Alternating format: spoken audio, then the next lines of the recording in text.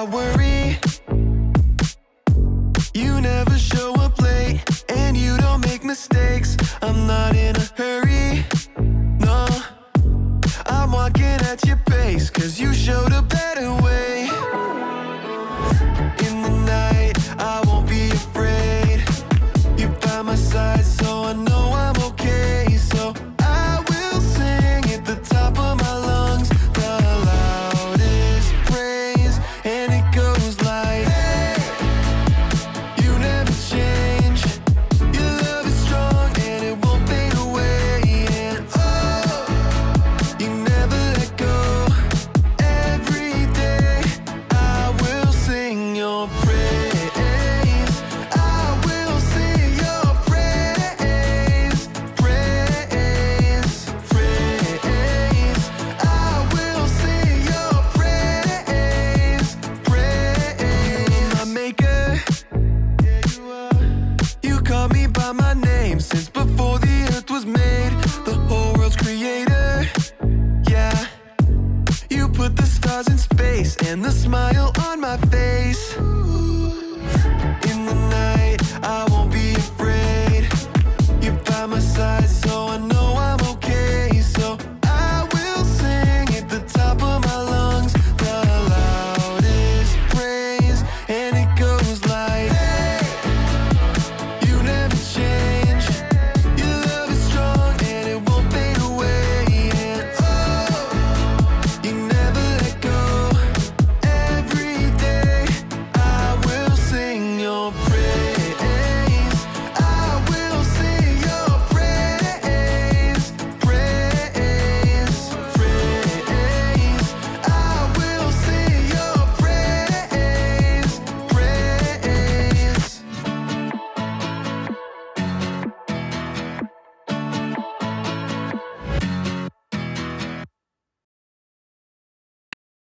Welcome to the Story Lab. This week we're talking about integrity while we take a look at the story of someone who said no to something very tasty.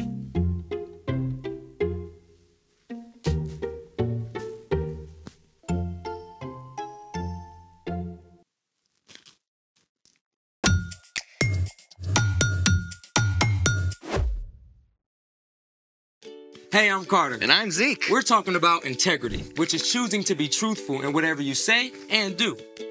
What are you doing? Oh, I'm studying to get my driver's license. You might want to study the actual manual instead of a racing comic. I already know that stuff. Really? Yeah, I probably know more about driving than you do. That sounds like a challenge. Let's do it. It's time to play Driver's License Dry Run. Dry run? Like a practice test for the real thing. Round 1. How much faster than the posted speed limit can you drive on the highway? Oh, I know this. You can go as fast as you want as long as someone else is driving faster. That is incorrect. It is never legal to go faster than the posted speed limit. That is the correct answer. Okay, ask another one. I've got this. Round 2. When is it okay to drive past a stop sign without stopping? If you're late for school and you don't see anyone coming. That is incorrect. It is never okay to drive through a stop sign without stopping. That is the correct answer. Come on, these are trick questions, obviously. Actually, these are pretty basic. Double points for the next one. All or nothing. Okay. Welcome to the bonus round for double the points. When do you need to wear a seatbelt? When your parents tell you to. That is incorrect. Every time you're in the car. That is correct, and we have a winner. Well, you should put on your seatbelt when your parents tell you to. Yeah, but they shouldn't have to tell you to do it. Fine, you win. I'll study. Good. Hey, that's my snack. Speaking of snacks, it's time for The story before the story. Today, we're in the Old Testament, the book of Daniel. God had a plan to bless the whole world through one family, the Israelites. But God's people kept turning away from God.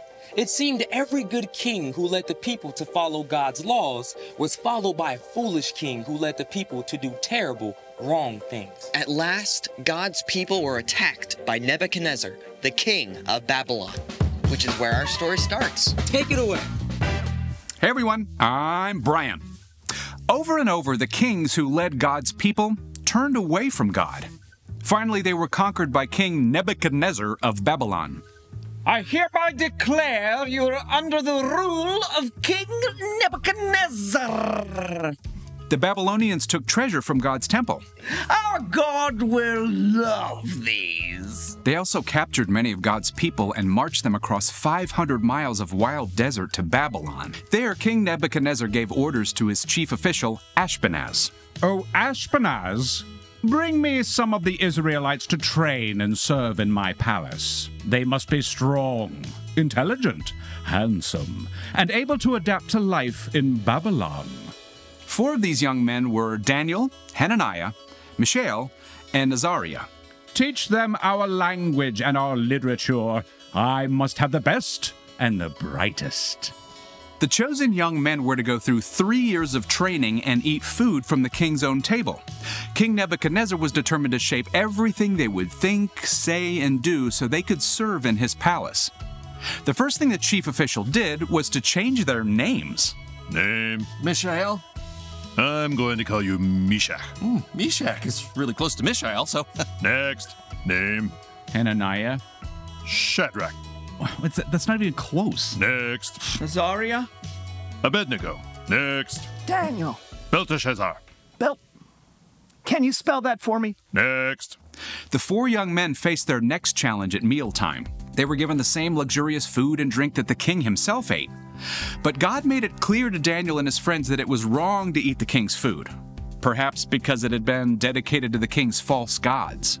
We appreciate the honor, but we'd like to choose our own food and drink. I'm under orders from the king. If you don't eat what you're supposed to and show up looking worse than the others, I'll pay the price for it. Just test us for 10 days. Give us nothing but vegetables and water, and then see how we measure up. You have 10 days. So for a week and a half, Daniel and his friends ate nothing but veggies and drank nothing but water. And get this, at the end of those 10 days, Daniel and the others actually looked healthier than the other men who had eaten the royal food. I wouldn't have believed it, but I'm impressed. They should call what you ate the Belteshazzar diet.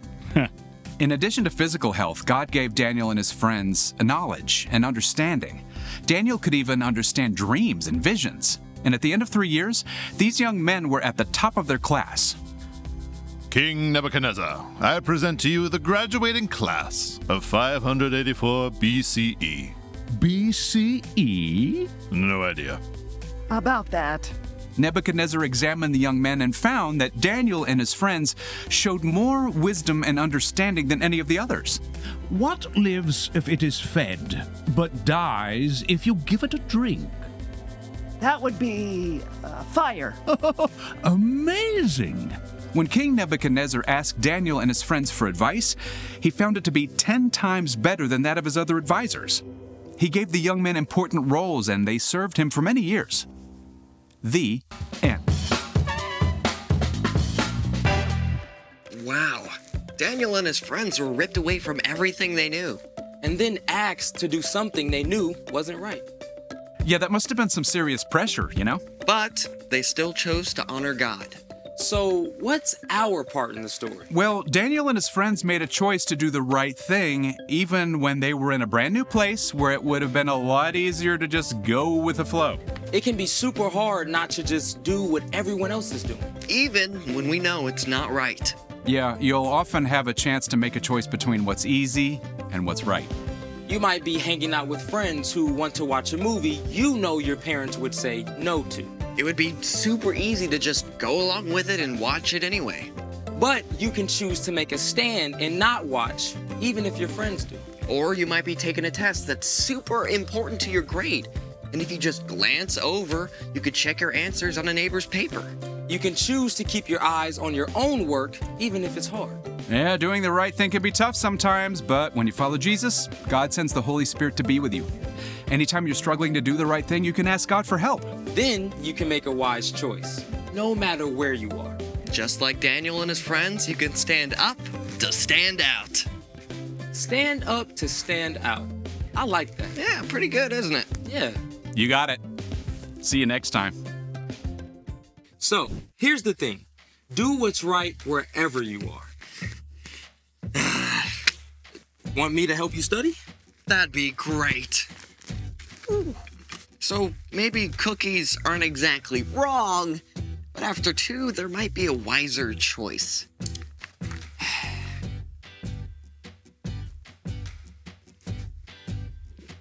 Thanks for joining us in the Story Lab. See you next time. You gonna have one?